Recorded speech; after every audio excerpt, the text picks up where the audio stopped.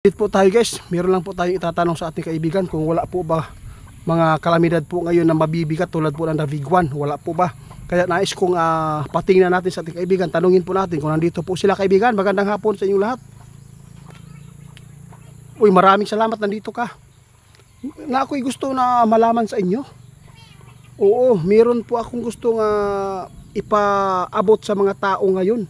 Kung wala po ba kayong makikita o nakikitang mangyayari dito sa bansa namin. Kasi marami na pong nagpaabot tulad po ng Daviguan. Oo, ito po ang kinatatakutan po ng P-Volks at nagpapaabot ng mga malalaking network po ngayon dahil po sa sinabi po nila ay malapit na po daw talaga yung tulad po doon sa Myanmar ba. Oo. Wala po ba kayong update? Wala po bang delikado? Wala po bang paparating na Daviguan dito sa bansa natin? Ha? Totoo yan? Guys, wala daw malakas na lindol sa atin ha. Ngayong buwan na to, walang lindol na Daviguan dito. Ngunit ang masamang ipinapaabot ng ating kaibigan, maghanda po ang taga-ibang bansa, ay mayroon pong hindi maganda na nakikita ng ating kaibigan. Buti na lang po ay natanong natin sa kaibigan. Kaibigan, ito po ang inyong nakikita ngayon. Naku, sana po ay wala pong buhay na mawawala naman po dito. Naku, kung mayroon, ganito kalakas po yung, kung ganyang kalakas po sa Myanmar guys, na tumama po dito sa atin, delikado. Pag tumama ito sa ibang bansa na naman, yung 7.7, delikado guys. Mas lalo pang maraming madadagan at buhay po ang mawawala dito. Pero kaibigan, ano po ba ang nakikita po nyo ngayon dito sa Pilipinas? Wala po bang mga trahedya? Guys, mayroon ipaabot si kaibigan, oh.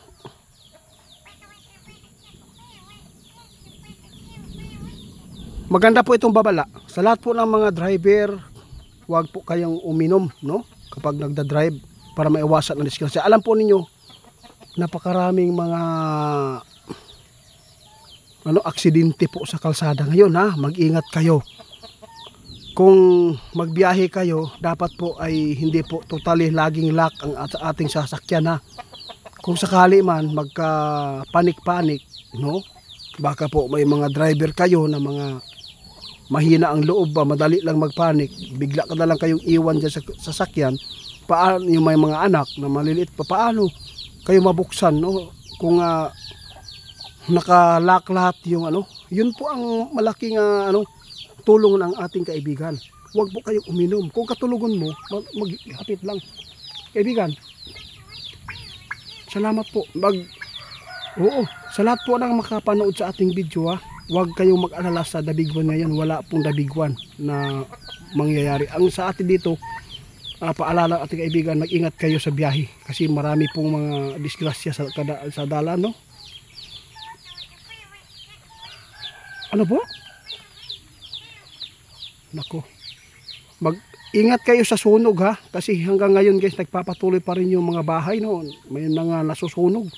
Mga bata ninyo, ingatan ninyo. Huwag pong basta-basta na maglalaro ng mga apoy kasi nakikita na ating kaibigan, mayroon pong malaking sunog na naman po na nakikita po yan dito. Di ba, mayroon pong ipinapaabot. Sino kaya yung nakakausap ni Ramil dito? Ikaw po siguro? No, sabi po niya, mayroon po daw, sabi po niyo, mayroon po daw city naman po na nakita ninyo na may masusunog na naman. Sana, oo nga, sana po hindi ito mangyari guys, ha. Ngayon guys, sana po panatag po ang inyong loob ngayon. Pero, maghanda pa rin kayo. At saka, huwag po kayong basta-basta na magkampante ngayon kasi hindi po natin alam. Kasi hindi naman hawak ng ating kaibigan ang kalamidad, accident. Ang pinakamalaking tulong po sa atin, lagi po tayo magdasal, no? Tulog, hindi lang matulog, magbiyahe, aalis sa bahay, lagi po tayo manalangin para hindi po tayo mapapahamak, para po ay malabanan taba, may pagtanggol pa rin tayo sa Panginoon. Kaya ito yung mga advice ng ating mga kaibigan guys. Ito ay pinakamalaking tulong na sana po ay magustuhan po ninyo. At sana ay wala pong magsawa sa ipinapaabot ng ating kaibigan kasi po ikakabuti po ito sa inyong pamilya. Kaibigan, ano po ang wag po daw kayong mag-alala, no? Sabi ng ating kaibigan, kung meron po siyang makikitang mga kalamidad na mangyayari dito, agad-agad po siyang magpapaabot. Basta ito lang po ang tandaan ninyo na ipinapaabot ng ating kaibigan noon. Wag lang po magkampante.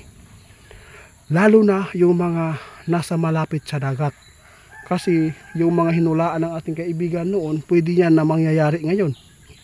Pero meron naman pong ipinapaabot si kaibigan ngayon na maganda, na hindi po daw dapat magpanik. Kasi po alam natin ang the big one ay kinatatakutan po ng lahat ngayon.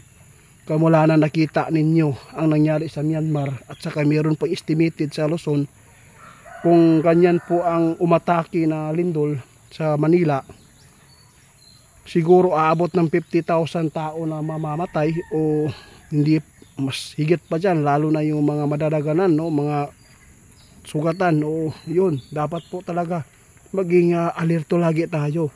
Kung meron man pong ipapaabot ang PBOLCS na ikakabuti sa inyo na para maingatan po ang ating buhay, dapat po umalis kayo. Huwag po kayong maghintay na sa huli na kayo aalis kung meron na pong casualty. Kaya kaibigan, hindi na lang ako magtatagal. Maraming salamat po sa inyo, sa inyong mga tulong po sa mga tao na ipinapaabot po ninyo. Dahil po ay napakaraming tao ngayon nagpapasalamat sa inyo. Dahil po natugunan po nila ang inyong mga paalala, advice. Oo, sa lahat po ng mga OFW, hindi lang po kayo basta-basta na dapat po mag-ipon kayo dyan, kasi hindi po natin alam kung ano man po ang mangyayari po sa atin. Alam po ninyo, mainit na po ngayon sa ibang bansa dahil po sa taripa na ipinapaabot ng Amerika sa China, no? Di po natin alam kasi po hinulaan na po ito ng ating kaibigan na pagtulungan po daw yung Amerika.